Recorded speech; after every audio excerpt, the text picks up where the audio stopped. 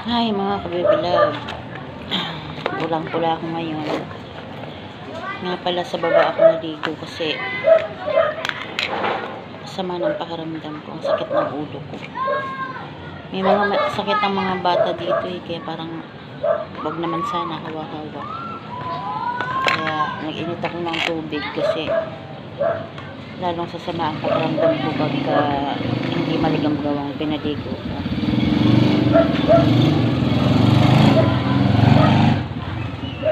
Dito kasi sa kwarto ko hindi wala akong hot shower dyan, wala akong heater dyan, kaya doon talaga ako sa baba. Mano-mano lang yun lang ang kaya kikilay pala ako mga kabibilab. Tingnan mo, magkikilay na naman ako. Retouch lang.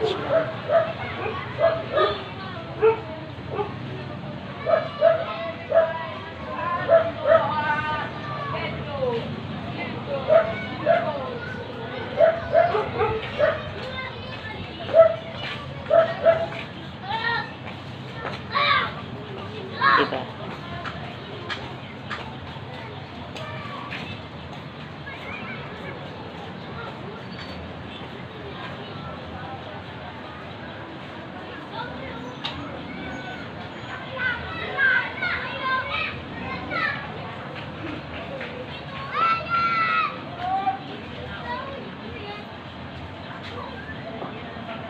Yan, nare-retouch lang tayo mga kabibilab kasi wala pa tayong pang microblading. Tapos ang lipstick ko magic lipstick ng Avon. Pink, white siya pero mamaya pink na siya.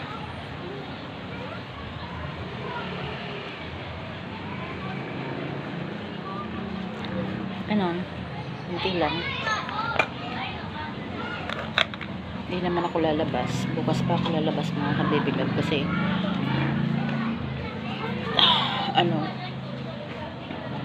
gusto kong pumunta ng bangko, makapag man lang ng yung magpapabarya ba ng tagbe 20 sa para sa mga bata. Pasko na, yun lang ang kaya walang work, wala akong work, asa lang din ako sa bigay sa akin, kaya ang ibibigay sa akin yun lang din ang ibibigay ko sa mga bata dito, sa inaanak. Yan, minsan nga walang matira sa sarili ko. Sino kaya yung magbibigay din sa akin yung ako ang pamamaskuhan?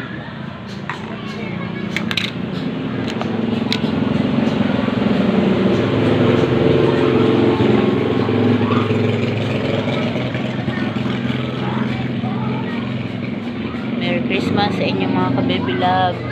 Sana masaya kayo kahit simple lang ang Pasko natin. Sana sa 2024 masagana ang buhay natin. Walang sakit. Kasi ang mga anakis dito, mga baby namin may mga sakit. Sana gumaling na si Tana. Una si Sak, tapos si Tana naman ngayon.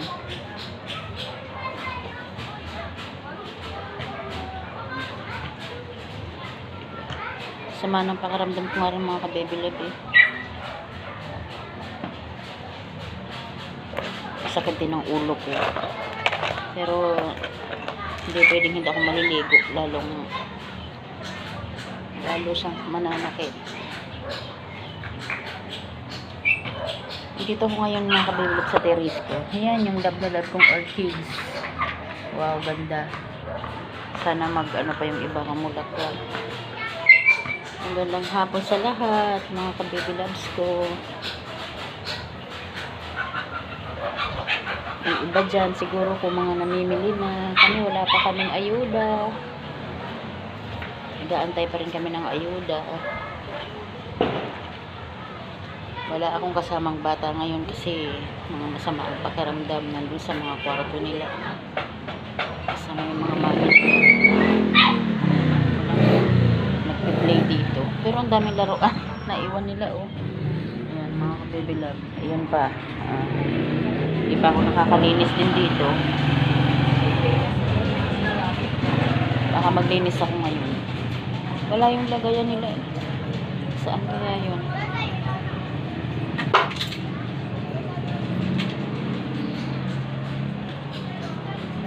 Sino pala mga ka-baby love yung relate sa akin?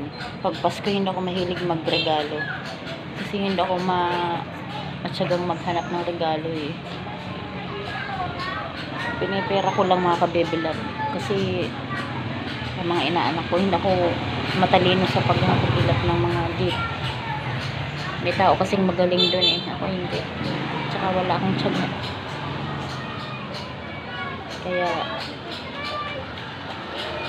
ampaw-ampaw lang tayo sa mga inaanak kung may maibibigay kasi wala akong trabaho ngayon.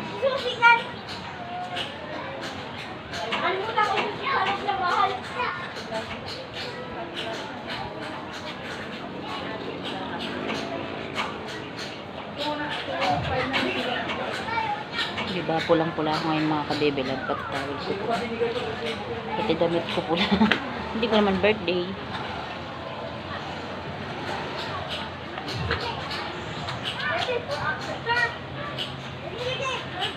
Sakit ng ulo ko mga ka-baby love. Dito muna ako, ayoko muna mag-electric fan.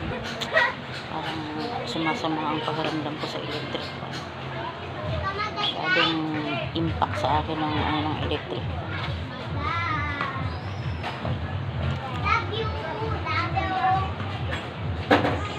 Ang lamig naman kasi ngayon. Alam nga naman mag-aircon ka, ang lamig-lamig naman. Ay, kaya electric fan lang. Kaso ang sakit na ng ulo ko eh. Sa electric fan, mga ka-baby love. Thank you pala sa mga nag-subscribe sa akin. Hindi ko na kayo isa-isahin. Maraming salamat guys. Kasi sinosubscribe ko rin naman kayo pagka nakita kong sinubscribe nyo ako. Palitan lang yan ng suportahan lang. Maraming salamat sa inyo. Meron galing Davao, ibang bansa. Yan, salamat sa inyo.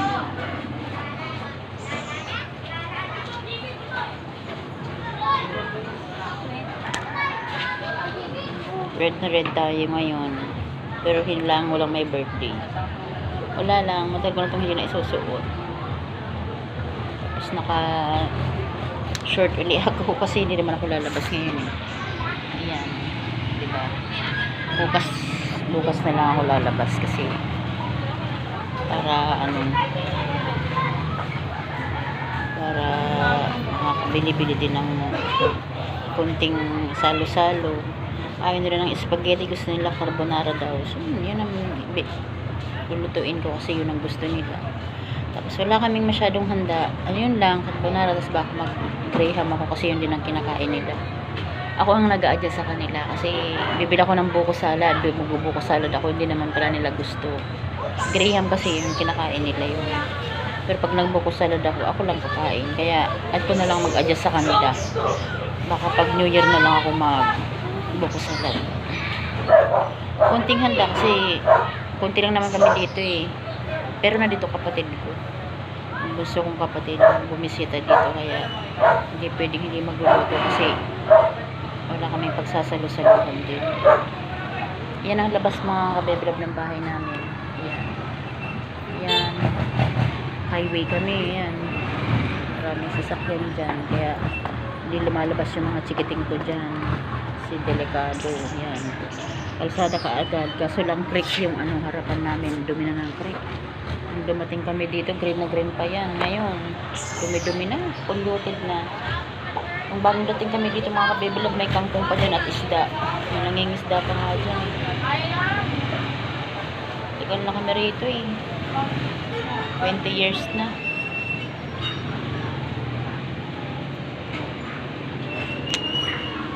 Diba? Yan ang eksena dyan sa labas. Yan. Yan. O, sasakyan yan. Kaya hindi bihira dyan sila tanan lumabas. Delikado. Yan ang harapan namin. Creek nga lang. Pangit. Pangit na ngayon.